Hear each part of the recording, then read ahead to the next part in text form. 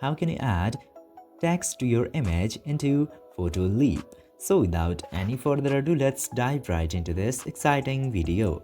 Now, in order to do that, you just simply have to open your Photoleap application.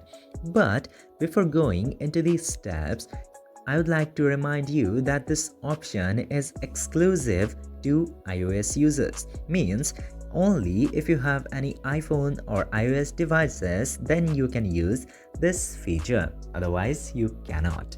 Now, by saying that, if you have any iOS device, just simply select Edit Photo and add any of your image where you would like to add text. For example, I'm selecting a photo from my gallery, and after selecting the image, you will get text option into this bottom bar. Now, after that, you just simply have to select the text option and you can customize that.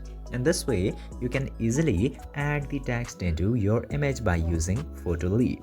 I can understand it is pretty dumb to add such features only into some platforms and not to others, but there's nothing that we can do.